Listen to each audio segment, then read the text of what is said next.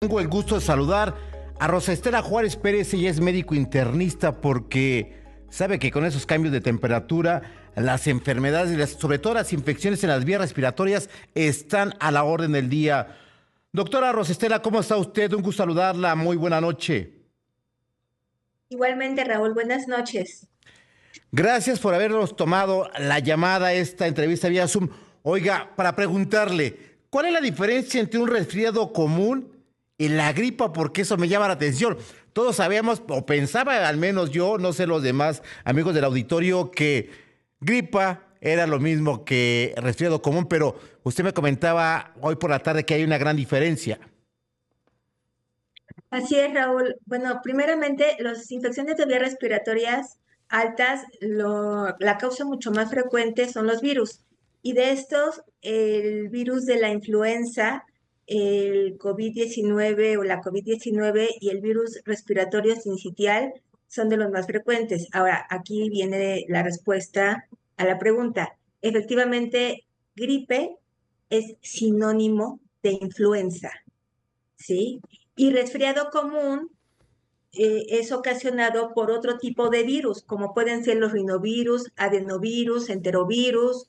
Actualmente lo que estamos escuchando también en las noticias, el metaneumovirus y virus de la influenza, para influenza, perdón.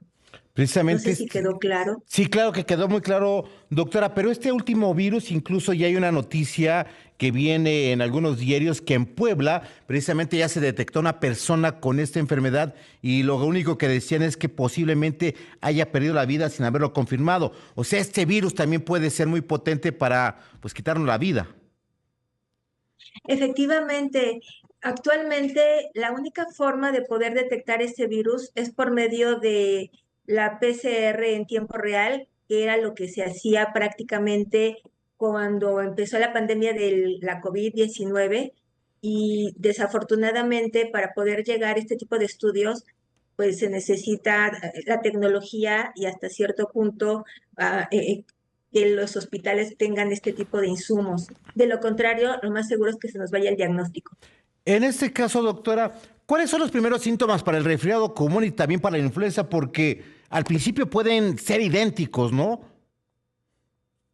De hecho, son idénticos, los síntomas son idénticos. Puede dar rinitis, o sea, escurrimiento nasal, congestión nasal, dolor de garganta, tos, fiebre, dolor de cabeza, dolor de cuerpo.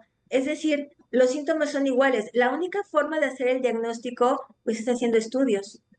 La única forma es haciendo estudios y estos estudios se hacen precisamente en la actualidad, ya sea con pruebas rápidas de antígeno, es decir, el famoso hisopo que nos metían en la nariz, ¿verdad? O en la boca, o lo que comentaba hace rato, la PCR en tiempo real para detectar si está el virus. Es la única forma de hacer diferencia entre qué virus es el que está ocasionando esa infección de vías respiratorias.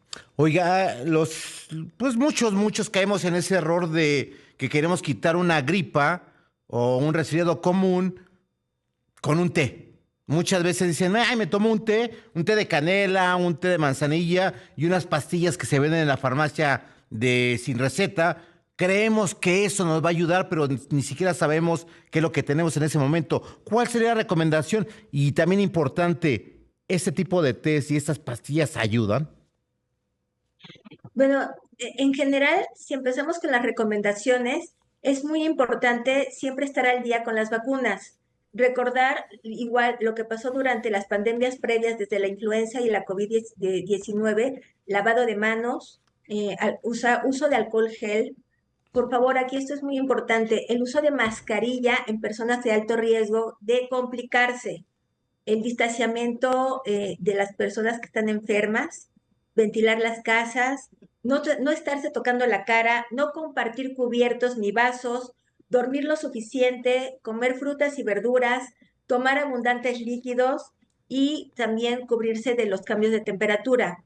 Y en caso de iniciar con síntomas, por favor, acudir con el médico y sobre todo evitar automedicarse. Respecto a los test que se comentan y a los medicamentos, como ya lo comenté anteriormente, no automedicarse y los test realmente no tienen ninguna actividad para matar los virus. podemos tomar los test y efectivamente estos test sirven como parte de la dieta o de los líquidos que tenemos que tomar. En este caso me llama la atención cuando usted me comenta que hay que ir precisamente con el médico en turno. Sabemos que tenemos centros de salud, hospitales generales, pero aquí, si ya me siento enfermo con el primer síntoma dice, de goteo nasal, ¿tendría que ir o tendría que esperarme?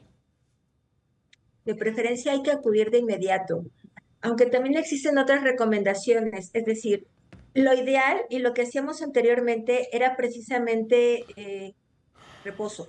También el reposo es muy importante en estas enfermedades. Desafortunadamente actualmente, pues prácticamente para que podamos faltar al trabajo tenemos que ir a nuestra clínica, formarnos 10,000 horas para que nos puedan dar una incapacidad y tratamos de evitar eso y entonces nos presentamos en el trabajo. El reposo es muy importante. Sin embargo, sí es prácticamente también para que podamos hacer diagnóstico los médicos, es importante que los pacientes acudan rápido. La mayoría de las personas, si bien no se complican, sí existe una parte muy pequeña de la población, los niños menores, los adultos mayores, que se pueden complicar y no solamente queda en una infección de vías respiratorias altas, sino esta infección baja a las vías respiratorias bajas y aquí ya se le puede llamar neumonía o bronconeumonía o Te- tengo esta duda. Tenga o no tenga un síntoma de gripe o de resfriado común, ¿debo de usar sobre todo esta mascarilla o estos cubrebocas que se les conoce popularmente por ejemplo, en el transporte público o donde haya una mayor concentración de personas o simplemente las personas que están enfermas? pues de preferencia deberíamos de usar todos esta mascarilla. De hecho, en los hospitales, cada vez que vamos con algún paciente, tenemos que usar las mascarillas porque no sabemos en qué momento nos podemos contagiar con alguna persona que esté enferma.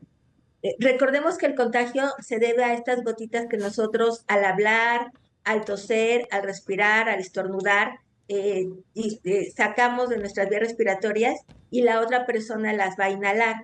Entonces, pues, esto es muy sencillo, contagiarnos y definitivamente en estricto sentido, sobre todo cuando hay estos estados en donde están circulando varios virus a la vez, como es en la actualidad, valdría la pena que todos tomáramos en cuenta que si bien a lo mejor no me quiero contagiar, también hay que cuidar a la otra persona y no quisiera yo contagiar a la otra persona. O sea, debe de ser un cuidado mutuo.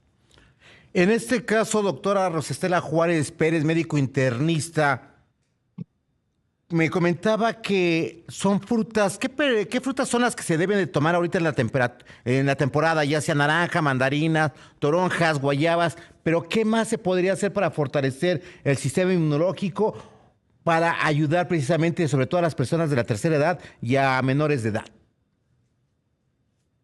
Lo comenté, lo acabo de comentar, Raúl. Mira, la verdad es que el tema del reposo, el comer bien, el estar aislado, ¿verdad? Ya cuando está en un enfermo hay que tomar en cuenta, insisto, de no contagiar al otro, estar aislado.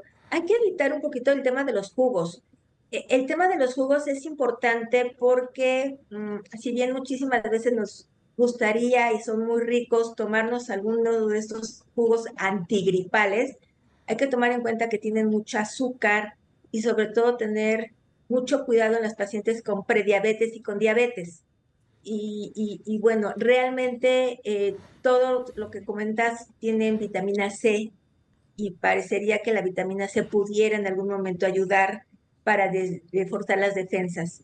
Pero como comenté, el descanso, el comer bien, eh, solamente de todos estos virus que están circulando, y esto sí lo quiero dejar como muy claro, y por qué es tan importante acudir al médico, es porque para influenza hay tratamiento, y el tratamiento finalmente es un tratamiento muy accesible, no es tan costoso, y además se encuentra dentro del sistema de salud público.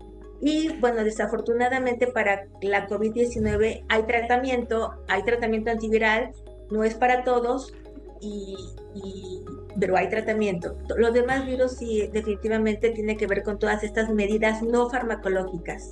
Perfecto, doctora. Le agradezco bastante la entrevista. Cuídese. Muy buena noche.